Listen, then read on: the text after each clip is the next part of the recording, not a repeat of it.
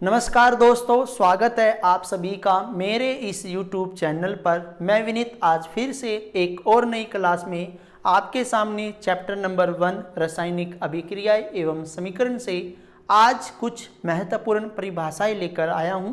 देखिए, इससे पहले हमने अपने YouTube चैनल पर कुछ महत्वपूर्ण बिंदुओं की बात की थी। आज हम जो बात करने जा रहे हैं वो बात करने जा रहे हैं महत्वपूर्ण परिभाषाओं की। देखिए, जो पॉइंट्स हमने लास्ट लेसन में पढ़े थे उन्हीं से रिलेटेड, उन्हीं से संबंधित हमारे ये महत्वपूर्ण परिभाषाएं है।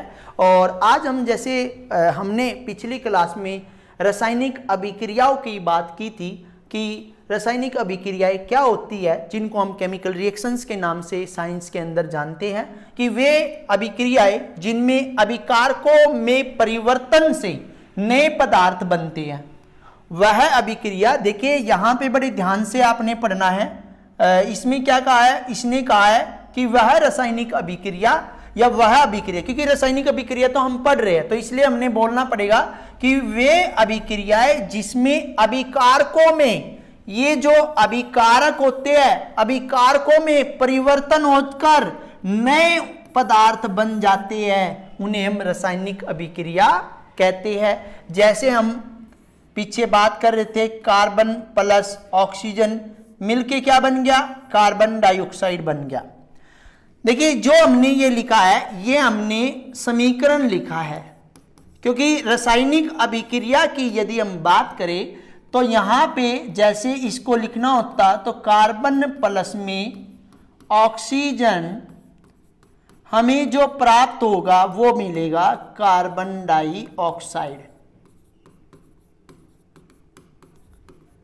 इस बात का आपको बड़ा ध्यान से समझना है कि जब किसी अभिक्रिया के अंदर अभिकारकों में परिवर्तन होकर नए पदार्थ बन जाते हैं उसे हम रासायनिक अभिक्रिया कहते हैं। और रासायनिक अभिक्रिया में जो आप यहाँ पे देख रहे हो, क्या देख रहे हो, जो आप यहाँ पे देख रहे हो ये वाला और ये वाला, कि जो आपकी बाएं हाथ की साइड है, जो आपकी लेफ्ट हैंड साइड है, वे अभिकारक होते हैं, और जो आपकी राइट हैंड साइड है यानी कि दाएं तरफ है वो आपके उत्पाद है। यानी कि अब यहाँ पे प्रश्न ये उठता है कि अभिकारक और उत्पाद क्या होते हैं। देखिए, वह पदार्थ जो रासायनिक अभिक्रिया में भाग लेते, जो रासायनिक अभिक्रिया में भाग लेंगे, जैसे कार्बन ने और ऑक्सीजन ने रासायनिक अभिक्रिया में भाग लिया, उन्हें हम अभिकारक कहेंगे।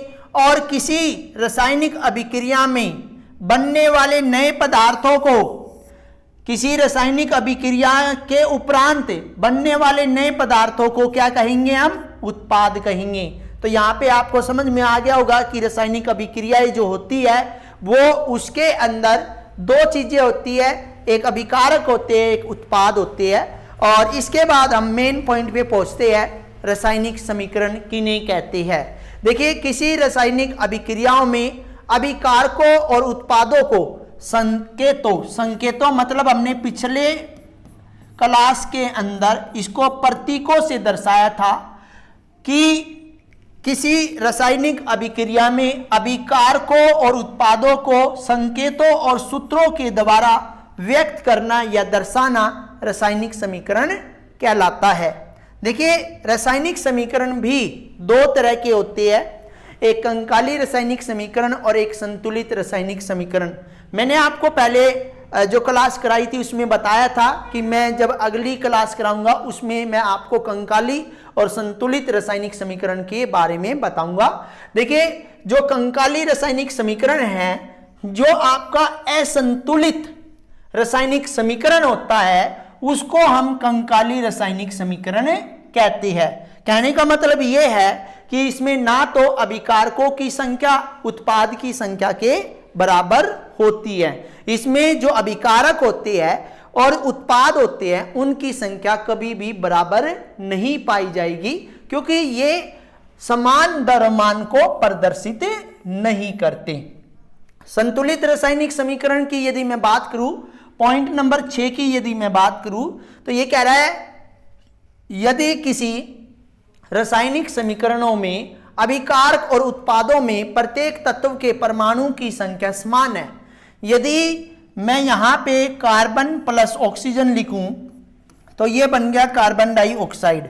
लेकिन मैं एक और एग्जांपल लेके दे रहा हूं, H2 प्लस Cl2 हमें देगा HCl, लेकिन ये हमारा कंकाली रासायनिक समीकरण है।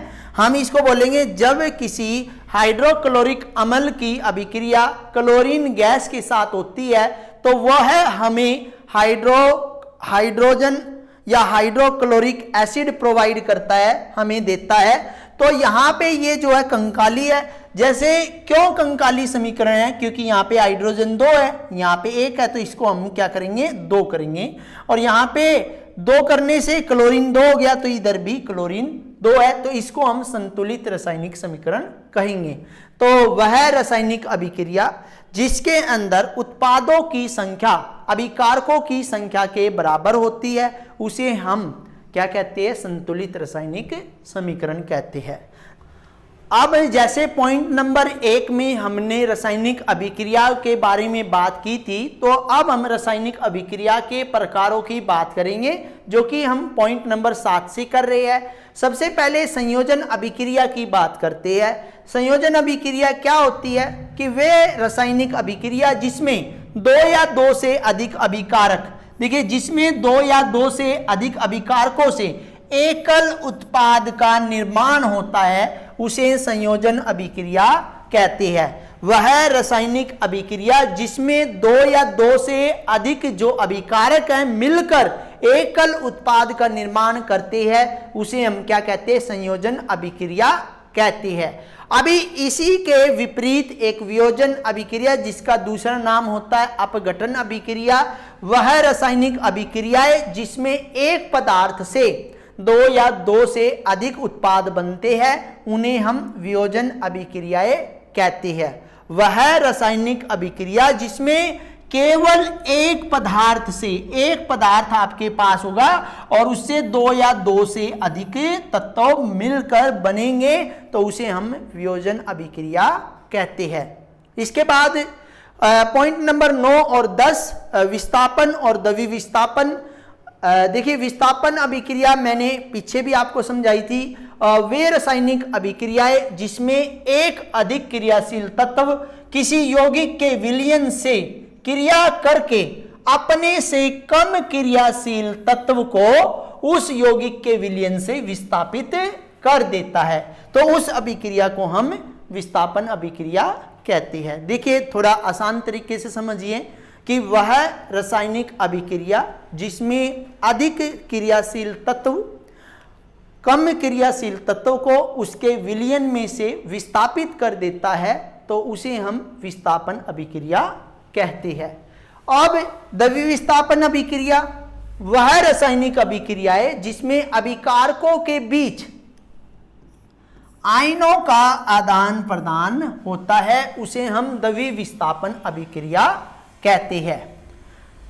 ऊष्माक्षेपी और ऊष्मा शोषी। देखिए वैसे तो हमने इनको आपको जो पिछली क्लास हुई थी उसमें पॉइंटों की फॉर्म में भी समझाया था। यहाँ पे हम इनको परिभाषाओं के रूप में आपको समझा रहे हैं कि वे रासायनिक अभिक्रियाएं जिसमें ऊष्मा उत्सर्जित होती है, जिसमें ऊष्मा उत्सर्जित होती है उसे ऊष्माक्षेपी अभिक्रिया कहते हैं, और वे रासायनिक अभिक्रियाएं जिसमें ऊष्मा का अवशोषण होता है उन्हें हम ऊष्मा शोषी अभिक्रिया कहते हैं। देखिए ऊष्माक्षेपी का मतलब है ऊष्मा उत्सर्जित बाहर निकलना, और ऊष्मा शोषी का मतलब है ऊष्मा को अवशोषित कर लेना। तो यहां पे आप समझ गए होंगे। इसके बाद उपचयन जिसको हम ऑक्सीकरण अभिक्रिया भी कहते हैं, क्योंकि इसके अंदर ऑक्सीजन का त्याग ना होकर ऑक्सीजन की वृद्धि होती है, इसलिए इसे हम उपचयन के नाम से और ऑक्सीकरण के नाम से जानते हैं।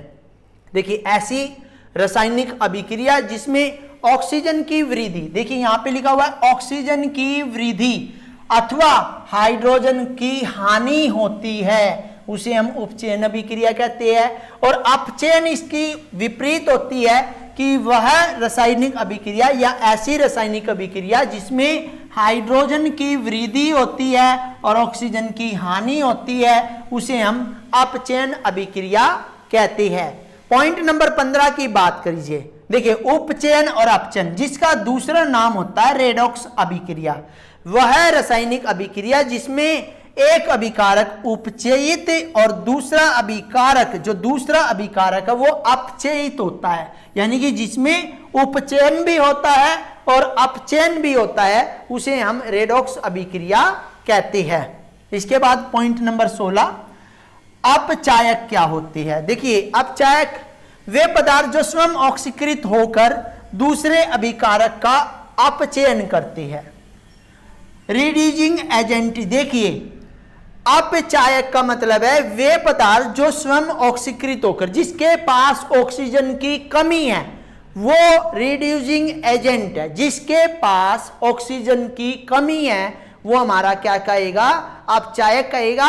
और जिसके पास ऑक्सीजन की अधिकता है वो ऑक्सीडाइजिंग एजेंट कहलाएगा, उपचायक कहलाएगा। वे पदार्थ जो स्वयं अपचित होकर या ऑक्सीकृत क्रिया करते हैं उसे हम अपचायक कहलाते हैं। देखिए, दोबारा समझिए, अपचायक और उपचायक में अपचायक क्या होते हैं, जो जिसके पास ऑक्सीजन नहीं होती, जिसके पास ऑक्सीजन नहीं होती वे आपके अपचायक होते हैं, और जिसके पास यहां पे ऑक्सीजन होती है वो उपचायक होती है।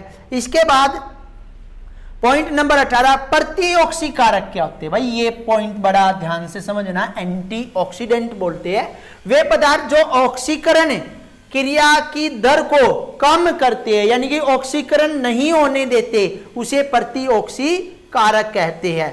यहां पे हमने एक थोड़ी देर पहले वियोजन अभिक्रिया पढ़ी थी, जिसको हम अपघटन के नाम से भी जानते हैं। तो यहां पे ये कह रहा है कि तापीय वियोजन अभिक्रियाएं क्या है, वे रासायनिक अभिक्रियाएं जो उष्मा या ताप की उपस्थिति में पूर्ण होती है। यानी कि जब रिएक्शन होने वाली है तो उसमें जब तक उष्मा नहीं आएगी या ताप नहीं आएगा तब तक वह अभिक्रिया अधूरी रहेगी। तो ऐसी अभिक्रिया जिसमें उष्मा और ताप की उपस्थिति में वह पूर्ण हो तो उसे हम तापीय अपघटन के नाम से जानते हैं। और ऐसे ही आपकी विद्युत अपघटन अभिक्रिया है, वे अपघटन रासायनिक अभिक्रिया जो विद्युत धारा की उपस्थिति में संपन्न होती है। ये तो उष्मा और ताप की उपस्थिति में संपन्न हुई थी, और ये आपकी विद्युत धारा की उपस्थिति में संपन्न होगी। इसके बाद पॉइंट नंबर 21, किण्वन क्या होता है, फ्रेगमेंटेशन बोलते हैं। फर्मेंटेशन बोलते हैं सूक्ष्म जीवों या एंजाइमों की सहायता से ऑक्सीजन की अनुपस्थिति में जटिल कार्बनिक पदार्थों का सरल कार्बनिक पदार्थों में परिवर्तन, जो जैसे डेड डिके एनिमल्स होते हैं उनके अंदर ये होता है। इसके बाद लास्ट पॉइंट हमारा है कि अवक्षेपण अभिक्रियाएं क्या है। ये रासायनिक अभिक्रियाएं वे रासायनिक अभिक्रियाएं जिनमें अवक्षेप बनते हैं, जिनमें अवक्षेप यानी कि एक ठोस पदार्थ बनता है, उसे हम अवक्षेपण अभिक्रिया कहते हैं।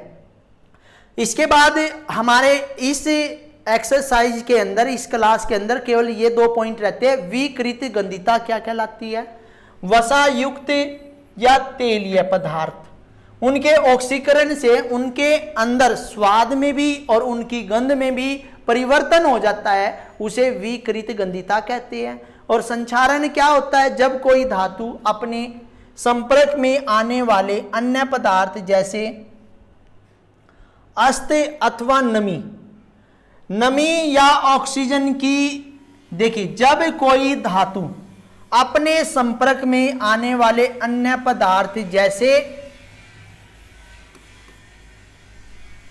नमी या ऑक्सीजन या कोई भी अम्ल या कोई भी रासायनिक पदार्थ, उसकी वजह से वो धीरे धीरे उसकी चमक जो होता है, धूमिल यानी चमक धीरे धीरे कम होनी स्टार्ट हो जाती है। तो इस प्रक्रिया को संक्षारण कहते हैं। देखिए इसको हम एक आसान तरीके से भी आपको समझा सकते हैं। जब कोई धातु वायु की संपर्क में या नमी के संपर्क में या किसी रासायनिक पदार्थ के संपर्क में, रासायनिक पदार्थ के संपर्क में आती है तो वह धीरे धीरे कमजोर होनी स्टार्ट हो जाती है। जैसे लोहे के अंदर जंग लगना, ये संक्षारण ही कहलाता है। ठीक है, इस वीडियो के अंदर मैंने आपको इस पाठ से संबंधित सभी परिभाषाएं कराई। आपको बड़े ध्यान से इन परिभाषाओं को पढ़ना है, और जो भी स्टूडेंट हमारे चैनल पर नए हैं वो हमारे चैनल को सब्सक्राइब कर ले, लाइक करे और हमारी वीडियो को ज़्यादा से ज़्यादा शेयर करें। Thank you.